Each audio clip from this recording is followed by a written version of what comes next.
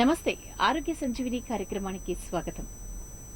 WHO ప్రపంచ ఆరోగ్య సంస్థ సర్వే ప్రకారం ప్రపంచవ్యాప్తంగా 115 మిలియన్ల మంది మహిళలు పీసీఓడి సమస్యతో బాధపడుతున్నారు.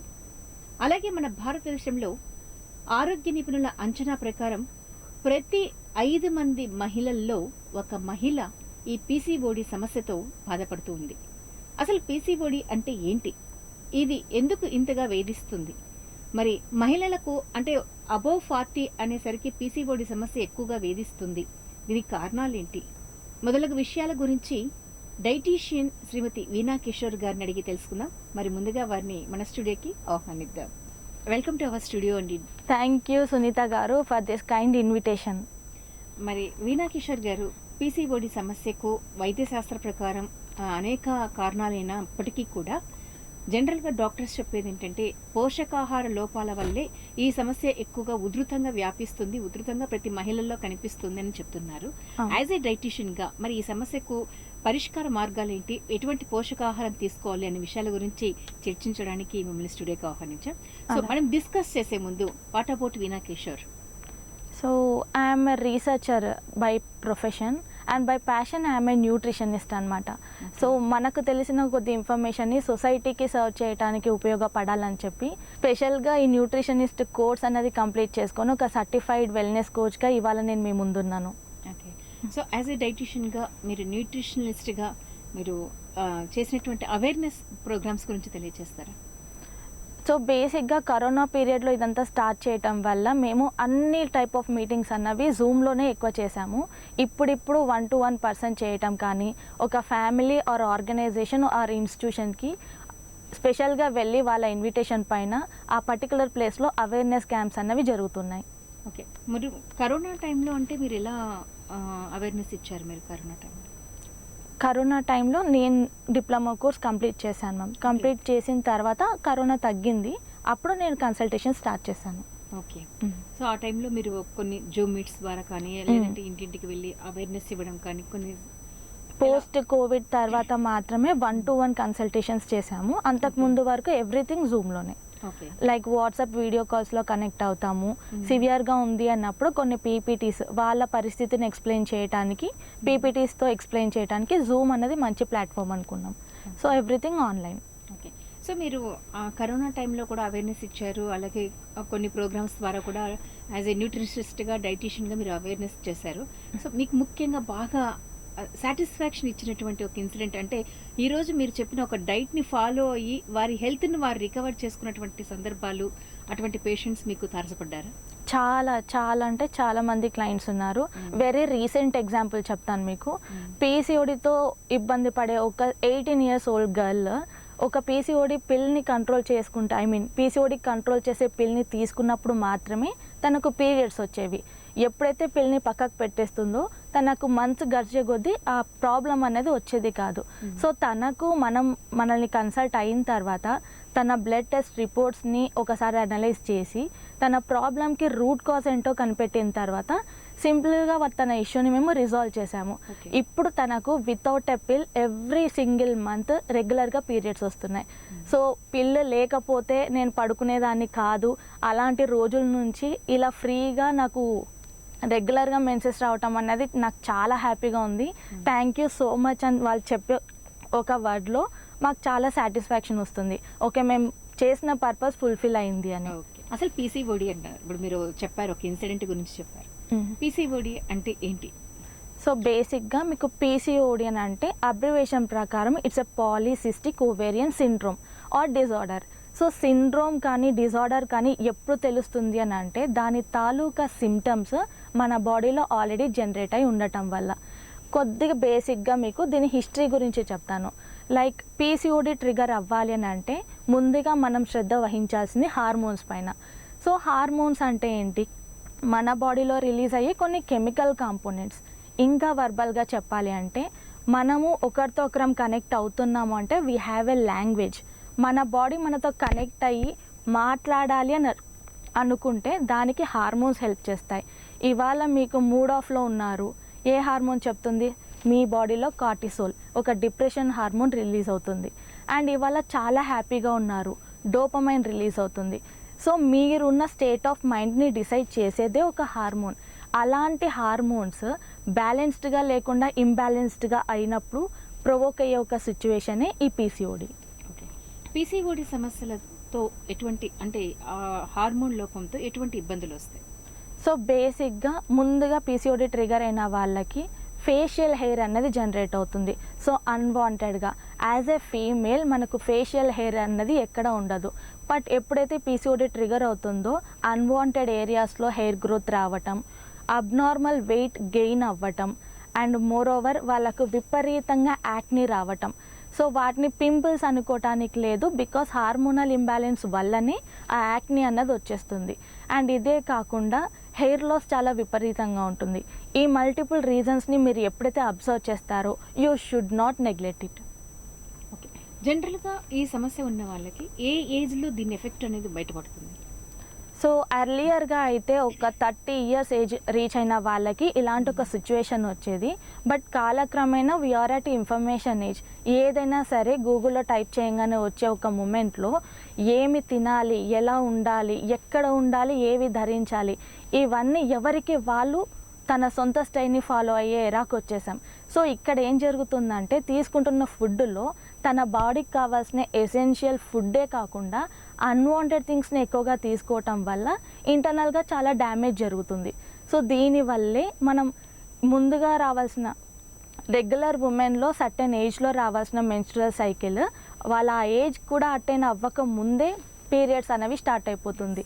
ఇప్పుడు 4th క్లాస్ కానీ 3rd క్లాస్ 2nd క్లాస్ పిల్లలు కూడా మెచ్యూర్ అవుతున్నారు. అమ్మాయిలు మెచ్యూర్ అవుతున్నారు. ఎందుకు? దీనికి ఒక ప్రాపర్ రీజన్ చెప్తాను చూడండి. మన కల్చర్ ఎలా మారిపోయిందంటే అమ్మ చేసిన ఆ ఫుడ్ తినేదానికంటే వెబ్సైట్స్లో, టెలివిజన్లో అండ్ బయట కనిపించే హంగు ఆర్భాటాలతో ఉన్న స్టార్స్ చాలా అట్రాక్ట్ చేస్తాయి. ఆ కలర్ని అట్రాక్ట్ అయ్యి మనం తింటున్నాం, కానీ అది వెళ్ళి మన డైజెస్టివ్ సిస్టమ్ పైన ఎంత ఇంపాక్ట్ చేస్తుంది ఇవి మనకు అక్కర్లేదు. సో పౌల్ట్రీలో మనకి ఇది ఒక ఓపెన్ ఫ్యాక్ట్ లాగా, చిన్న సైజు ఉన్న ఒక చిన్న కోడిపిల్లను సడన్గా ఒక 3 వీక్స్ గ్యాప్లో అంత పెద్దగా అయిపోయి దాన్ని వెంటనే పౌల్ట్రీలోకి పంపించేస్తారు. పంపించిన తర్వాత అక్కడ ఒక 1 వీక్ అడాప్ట్ అయిన తర్వాత తీసుకొచ్చి మార్కెట్లో అమ్మేస్తున్నారు. సో అలాంటి ఒక చికెన్ని బేసిక్గా న్యాచురల్గా వాటి ఏజ్ జనరేట్ అవ్వాలి అంటే it takes time. Like 16 to 18 weeks పట్టాలి ఒక హెన్ అన్నది మెచ్యూరిటీలోకి రావాలంటే. కానీ అంత చిన్న చికెన్ని అంత పెద్ద హెన్గా చేసి మనం తీసుకోవటం వల్ల వాటికి ఇండ్యూస్ చేసిన ఆ డ్రగ్స్ అన్నవి కూడా మన బాడీలో సైడ్ ఎఫెక్ట్స్ చూపిస్తాయి. ఇలాంటి ఫుడ్కి ఎక్కువ అలవాటైపోయిన ఈ జనరేషన్ చాలా ఈజీగా హార్మోనల్ ఇంబ్యాలెన్స్ని కొని తెచ్చుకొని ఇలా ముందుగానే మెచ్యూర్ అవ్వటము, వాళ్ళకి తెలియకుండానే వెయిట్ గెయిన్ అవ్వటం. దీనికి రీజన్ ఓన్లీ నాన్ వెజ్ అవ్వదు. సో వాళ్ళు తీసుకున్న జంక్లో చాలా వెరైటీస్ ఉంటాయి కాబట్టి తినే వాటిపైన దృష్టి సరిగ్గా లేకపోవటం వల్లే ఈ సమస్య ఇంత దారుణంగా తయారైపోయింది. ఓకే. మరి ముఖ్యంగా ఈ పీసీఓడి సమస్య వచ్చిన తర్వాత అది తగ్గించుకోవాలి అంటే, దాని నుంచి బయటపడాలి అంటే ఎటువంటి పోషకాహారం తీసుకోవాలి? వాటి యొక్క మెనూ ఏంటి? ఓకే. సో ఏదైనా సరే ఒక మెషిన్ కానీ లేదా ఇంకొక థింగ్ కరెక్ట్గా రన్ అవ్వాలి అని అంటే అవి డిజైన్ చేసిన పార్ట్స్లో ఎక్కడ ఏ లిక్విడ్ వాడాలి, ఎక్కడ ఏ ఆయిల్ వేస్తే మెషిన్ కరెక్ట్గా రన్ అవుతుందో మనకు ఒక ఐడియా ఉంటుంది. మెషిన్స్ అంటే నాన్ లివింగ్ థింగ్స్కే అంత శ్రద్ధ వహించినప్పుడు మన బాడీకి కూడా ఎంత తినాలి, ఏవి తినాలి, ఏ టైమ్స్లో తినాలన్నది చాలా important. So as an average ఒక క్లయింట్ మమ్మల్ని వచ్చి అప్రోచ్ అయినప్పుడు పలానా ప్రాబ్లం అని we can just not give a solution. So ఎందుకు ఇవ్వము అని అంటే వాళ్ళ పర్సనాలిటీ మాకు తెలియాలి. ఎలా తెలుస్తుంది? వాళ్ళ బ్లడ్ టెస్ట్ రిపోర్ట్స్ మేము చూసినప్పుడు. So we'll suggest few test names. ఆ టెస్ట్లు వాళ్ళు చేయించుకొని మా దగ్గరకు వచ్చినప్పుడు వాళ్ళ బాడీలో ఉన్న వాల్యూస్ని మేము అనలైజ్ చేస్తాం. సో అనలైజ్ చేసినప్పుడు ఏ వాల్యూ ఎక్కువ ఉంది, ఎక్కువ అవ్వటం వల్లే దీన్ని ట్రిగర్ చేయడానికి డిసీజ్ వచ్చి ఉంటుందా, ఇలాంటి అనాలిసిస్ అంతా ఒక చార్ట్గా ప్రిపేర్ చేసుకొని దీని నుంచి ఒక కస్టమైజ్డ్ మీల్ ప్లాన్ అన్నది మేము రెడీ చేస్తాం. సో ఈ మీల్ ప్లాన్ అండ్ అక్కడ వాళ్ళకి జరగబోయే ఆ బయోలాజికల్ యాక్టివిటీ క్లయింట్కి ఎక్స్ప్లెయిన్ చేసిన తర్వాత వాళ్ళకి అది అర్థమయిన తర్వాతే మేము ఆ ప్రాసెస్ని స్టార్ట్ చేస్తాం. బికాజ్ ఇక్కడ ఒక ప్రాబ్లమ్కి సొల్యూషన్ ఇవ్వటం అన్నది it's just a matter of few seconds. కానీ వాళ్ళకి ఆ సొల్యూషన్ ఆ పర్టికులర్ క్లయింట్కి అర్థం అవటం అన్నది మా ఇంటెన్షన్. ఓకే. సో మీరు ప్రొసీజర్ ఏంటి అనేది మీరు ప్లాన్ ప్రకారం చేస్తారు. అంటే ఆ యొక్క పేషెంట్ యొక్క బయాలజికల్ హిస్టరీని తీసుకొని దాని ప్రకారం మీరు ప్లాన్ అంటే షెడ్యూల్ చేసేసుకుంటారు. ఒక ఐడియాలజీతో మీరు చేసేస్తారు. ఒక మీల్ ప్లాన్ చేస్తారు. ఓకే. ఫర్ ఎగ్జాంపుల్ మీల్ ప్లాన్ని మీరు ఎలా చేస్తారు? ఏ ఏ అంటే మీల్లో తీసుకోవాల్సిన పోషకాలు ఏంటి? బ్రేక్ఫాస్ట్ కానీ, మీల్ కానీ, డిన్నర్ కానీ ఎలా ప్లాన్ చేస్తారు? జనరలైజ్ చేసి చెప్పండి. ఓకే. సో బేసిక్గా వాళ్ళు తీసుకునే ఫుడ్ టైమింగ్స్, వాళ్ళ డైలీ రొటీన్ మొత్తం మేము అడుగుతాము. ఎప్పుడు లేస్తారు, ఎప్పుడు పడుకుంటారు, వాళ్ళు ఉన్న బాడీ వెయిట్ కరెంట్ ఎంత ఉంటుంది, వాళ్ళ హైట్ ఎంత ఉంటుంది. ఇవే కాకుండా వాళ్ళకు వాళ్ళ ఫ్యామిలీ హిస్టరీలో డయాబెటీస్ కానీ, హైపర్ టెన్షన్స్ కానీ, బీపీ కానీ ఏదైనా ఒక సమస్య ఉందా, అలాంటివి ముందే తెలుసుకుంటాము. వాళ్ళకి ఏ ఫుడ్ అన్నా అలర్జిక్ ఉంటుందా, అండ్ పర్ డేకి ఎన్ని లీటర్స్ ఆఫ్ వాటర్ తాగుతారు, ఎన్ని గంటలు నిద్రపోతారు. సో ఈ ఫ్యాక్టర్స్ అన్నిటినీ మేము బేస్ చేసుకొని వాళ్ళ డైలీ రొటీన్ని అర్థం చేసుకుంటాం. సో ఎక్కడ మిస్టేక్ జరగటం వల్ల వాళ్ళు ఈ ప్రాసెస్ని లేదా ఈ డిజార్డర్తో బాధపడుతున్నారు అన్నది మేము అనలైజ్ చేసుకుంటాం. సో అలా ఒక క్లయింట్ రొటీన్ చెప్తాను చూడండి. లేవటం, బ్రేక్ఫాస్ట్ తినటం, బ్రేక్ఫాస్ట్ తింటున్న టైంలోనే టీ ఆర్ కాఫీ తాగేయటం, మళ్ళీ వాళ్ళ ఆఫీస్ ఆర్ వర్క్ ప్లేస్కి వెళ్ళిపోవటం, అక్కడ ఫ్రెండ్స్తో చిట్ చాట్ చేస్తూ మళ్ళీ ఒక టీ వేస్తారు, లంచ్ తీసుకుంటారు. లంచ్లోకి వాళ్ళు తీసుకున్న ఐటమ్ వచ్చేసి రైస్ క్వాంటిటీ ఎక్కువ ఉంటుంది, రిమైనింగ్ పల్సెస్ క్వాంటిటీ చాలా ఫ్రాక్షన్ అమౌంట్స్లో ఉంటుంది. అండ్ ఈవినింగ్ స్నాక్స్ అంటారు, జంక్ తింటారు. జంక్తో పాటు ఇంకొక బెవరేజ్ ఏదో ఒకటి యాడ్ చేసుకుంటారు. అది సాఫ్ట్ డ్రింక్ అవ్వచ్చు లేదా టీ ఆర్ కాఫీ అవ్వచ్చు. అండ్ ఇది కంప్లీట్ అయిన వెంటనే with in a gap of 2 to 3 hours మళ్ళీ వెంటనే డిన్నర్ అని మొదలు పెడతారు. ఈ మధ్య ఫ్యాషన్ మనం అందరము పాటిస్తున్నది ఏంటి అంటే, న్యూ ఇయర్ కానీ లేదా బర్త్డే సెలబ్రేషన్స్ ఉన్నాయంటే అర్ధరాత్రి అయినా సరే లేచి మళ్ళీ మనం తింటాం. సో ఇక్కడ ఏం జరుగుతుంది అని అంటే, కంప్లీట్గా కంటిన్యూస్గా మీ డైజెస్టివ్ సిస్టమ్కి ఓవర్లోడ్ వర్క్ ఇస్తున్నారు. సో ఈ మొత్తం ఓవర్లోడ్ అయిపోవటం వల్ల ఒక సర్టెన్ స్టేట్లో పని చేయలేని స్థితికి మీ బాడీని మనమే తీసుకెళ్తున్నాం అన్నమాట. సో దీన్ని కంట్రోల్ చేయటం వల్ల మనము ఈ ప్రాసెస్ ఎలాంటి డిజార్డర్స్ లేకుండా దీని యొక్క సిమ్టమ్స్ని ముందుగానే అర్థం చేసుకోవచ్చు. మేము యాజ్ ఏ సొల్యూషన్ వాళ్ళ మీల్ ప్లాన్లో మీల్ టైమింగ్స్ని మేము సెట్ చేస్తాం. సో ఏమి తినాలి, ఎంత తినాలి, వాళ్ళున్న హైట్కి బాడీ వెయిట్కి ఇన్ని లీటర్ల వాటర్ తాగాలి, వాళ్ళున్న బరువుకి ఇన్ని గ్రాముల ప్రోటీన్ అవసరం అవుతుంది. కాబట్టి ఏ సోర్సెస్ నుంచి ఆ ప్రోటీన్ని తీసుకోవాలి, వెజిటేరియన్ అయితే ఒకలా, ఎగ్టేరియన్ అయితే ఒకలా, నాన్ వెజిటేరియన్ అయితే ఇంకోలా.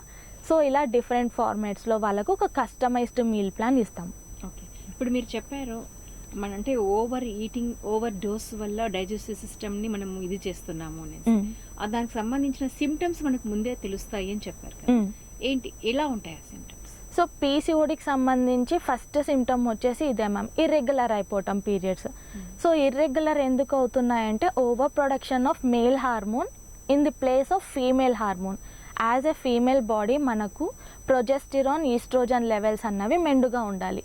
సో ఇవి కరెక్ట్గా అడిక్వేట్ అమౌంట్స్లో ఉన్నప్పుడే మనకు మెన్స్ట్రువల్ సైకిల్ అన్నది జరుగుతుంది. సో ఈ సైకిల్ ప్రాసెస్లో ఏం జరుగుతుంది అని అంటే, ఫాలికల్ జనరేట్ అవ్వాలి, అది ఎగ్గా మారాలి. ఎగ్ ఇన్ కేస్ పంప్తో రియాక్ట్ అయితే జైగోట్గా ఫామ్ అయ్యి ప్రెగ్నెన్సీ కన్ఫర్మ్ అవ్వాలి. ఇన్ కేస్ అలాంటిది ఏం లేదు అన్నప్పుడు అది డిస్పాచ్ అయిపోయి బయటకు వచ్చేయాలి. సో ఇది సినారియో. కానీ ఇక్కడ ఏం జరుగుతుంది అంటే, ప్రొజెస్టిరాన్ లెవెల్స్ తగ్గిపోవటం వల్ల రావాల్సిన ఫాలికల్ టైంకి జనరేట్ అవ్వదు. అది ఇన్ కేస్ ఎగ్గా పాపులేట్ అయినప్పటికీ ఎగ్ అన్నది అలా డిస్పాచ్ అవ్వదు, పోనీ అలా ప్రెగ్నెన్సీకి కారణం అవ్వదు. ఆగిపోయిన ఒక ఎగ్ పైన మళ్ళీ ఇంకొక ఎగ్ ఫామ్ అవ్వటం, ఇంకొక ఎగ్ ఫామ్ అవ్వటం, ఇలా ఒక బల్కీ గ్రూప్గా ఫామ్ అవ్వటం వల్లనే it is called as polycystic.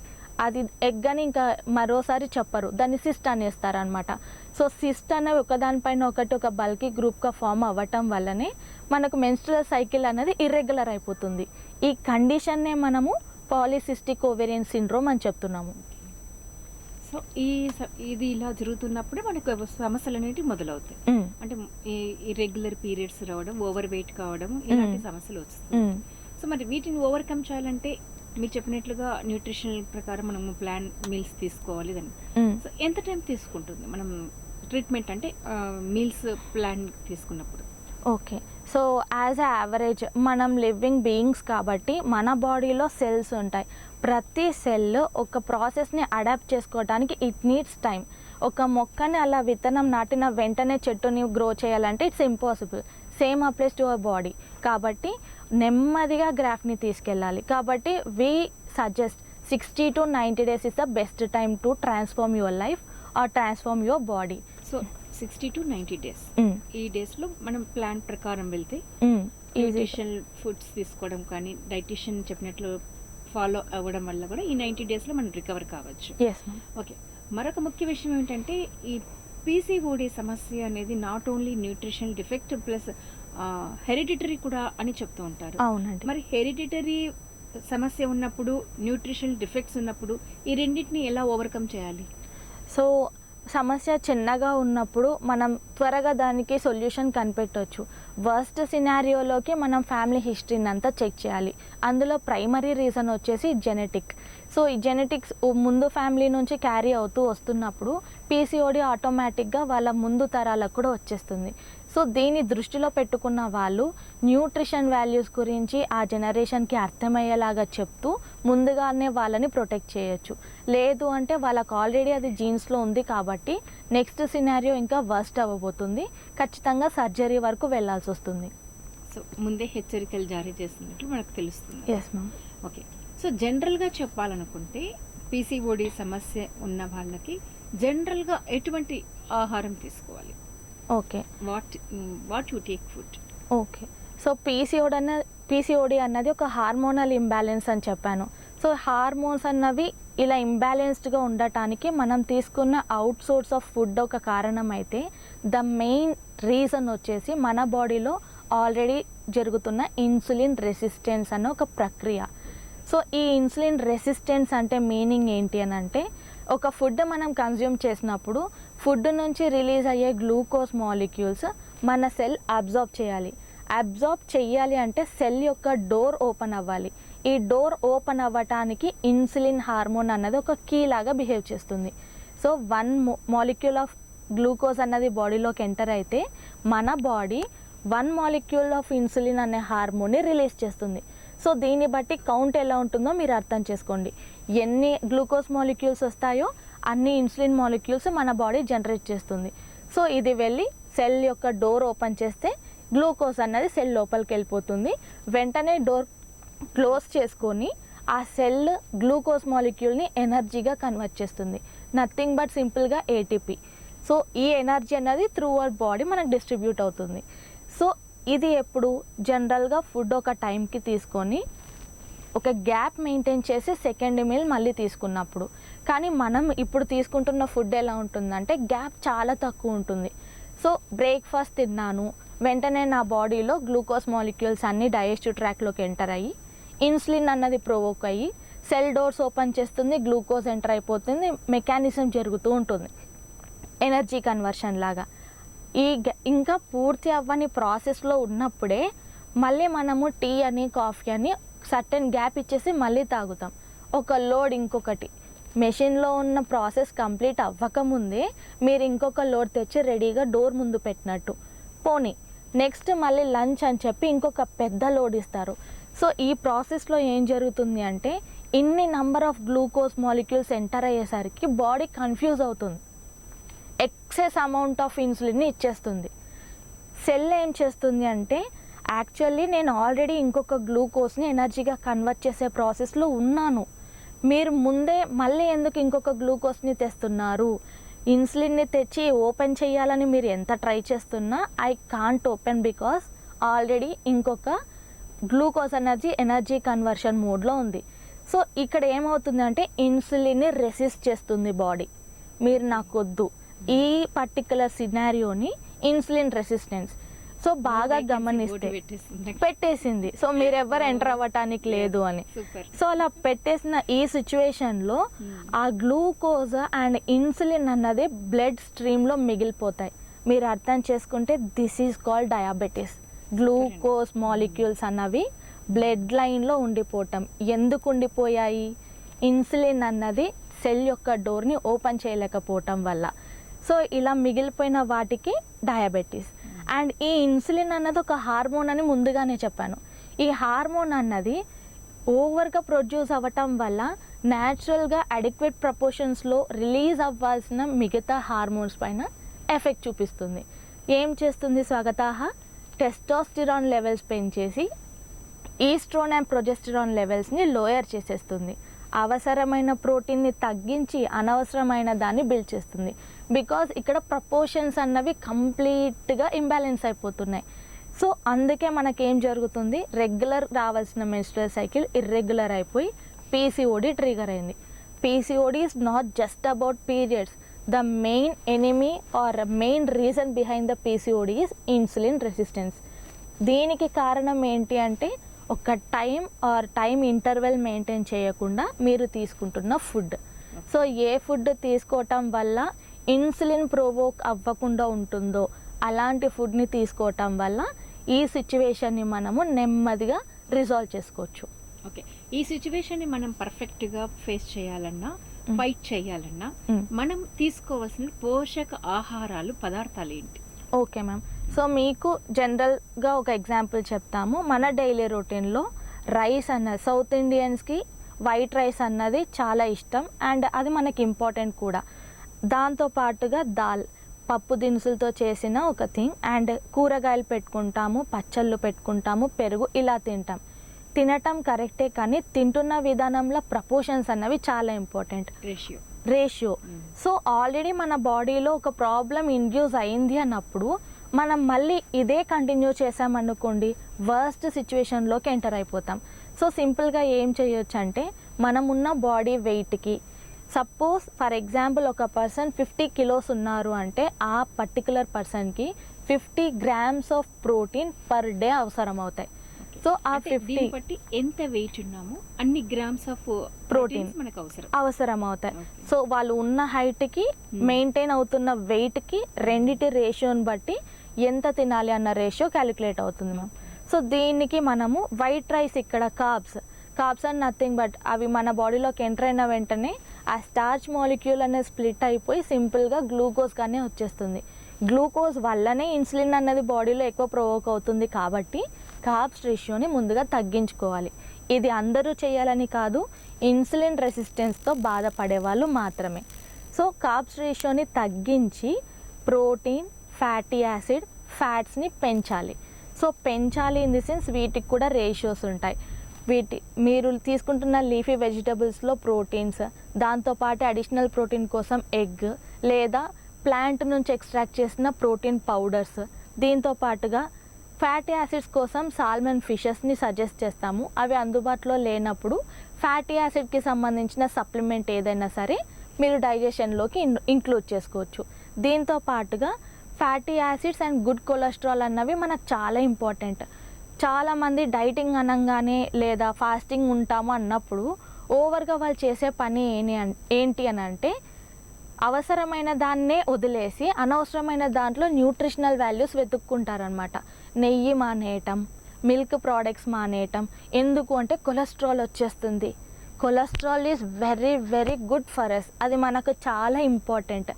Good amount of cholesterol ఉండటం వల్లనే మన హార్ట్ చాలా హెల్తీగా ఉంటుంది. ఆ కొలెస్ట్రాల్ని తగ్గించటం వల్ల ఆటోమేటిక్గా ఏమవుతుంది, మొత్తం రిమైనింగ్ ప్రాసెస్ అంతా డిస్టర్బ్ అవుతుంటుంది అనమాట. కాబట్టి గుడ్ కొలెస్ట్రాల్ కోసం వాటికి సంబంధించిన సోర్సెస్. సో మన బాడీని హెల్తీగా ఏ డిసీజ్ అటాక్ అవ్వకుండా చూసుకోవాలంటే మనకు ఎక్స్పీరియన్స్ అవుతున్న సిమ్టమ్స్ని బాగా గమనించటమే ముఖ్యమైన విషయం. ఒక రోడ్డుకి పడిన డ్యామేజ్ని రిపేర్ చేయాలి అంటే అక్కడ పోతున్న ట్రాఫిక్ని ముందు ఆపాలి. సో ట్రాఫిక్ని ఆపినప్పుడు మాత్రమే రోడ్డుకి జరిగిన డ్యామేజ్ని రిపేర్ చేయగలం. Same applies to our body.